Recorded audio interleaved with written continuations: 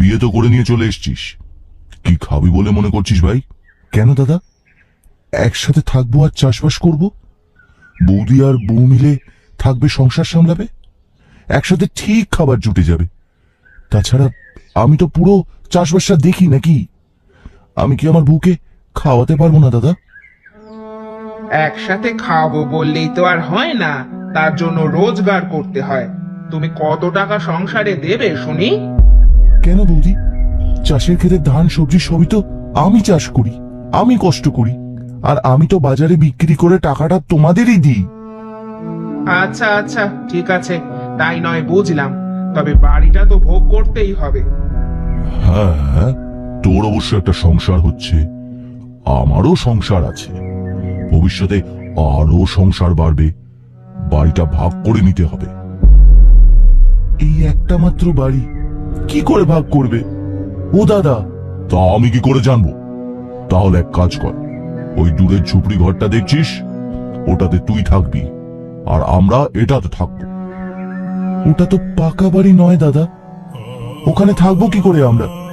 তাও আবার এখন শীতকাল, বাবার সম্পত্তি তো সমান ভাগ হবে, তাই না বলো? ভেবে নে তুই কি করবি, আমি বলে দিয়েছি এ বাড়িটা আমি নেব। আমি তো এখন ভাগাভাগির কথা ভাবছি না দাদা, পরে ভাববো। এখন আপাতত মাঠে যাই, আজকে সবজি তুলে বাজারে বিক্রি করতে হবে, আমি যাই গিয়ে। এই ছোট, শোনো, ঘরের একটু কাজ করে দেবে, এসো তাড়াতাড়ি এসো, ঘরে রান্নাতে সাহায্য করবে, আমি একা করতে পারবো না। বড় বউ খুব চালাক আর লোভী, তারা সব সময় চেষ্টা করে ছোট দুটোকে খাটিয়ে নেয়ার। পরিশ্রমের ফল হিসেবে তেমন কিছু দিতে চায় না, তবে এখন তারা মতলব করেছে জমিগুলো হাতিয়ে নেয়ার। কিছু একটা উপায় করে ভাইয়ের নামে যা জমি জমা আছে সব আমার নামে নিয়ে নিতে হবে, বুঝলে? অনেক দিন থেকেই তো আমি সেটা বলছি, তুমি তো কথা কানে নিচ্ছ না। আজকে তো রান্না করতে করতে আমাকে বলল দাদা কাজ করে না, মাঠে যায় না, আবার এটাও বলল জানো, যে আমি তো সকাল থেকে ঘরের কাজ করছি দিদি, তুমি একটু সাহায্য করো। আমার মুখে মুখে কথা, বলো দেখি কত সাহস!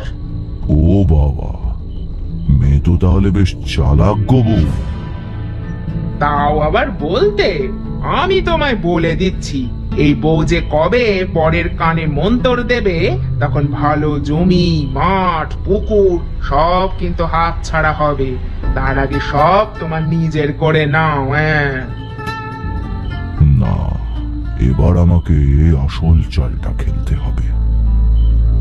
ভাইয়ের তো বিয়ে হয়ে গেছে না,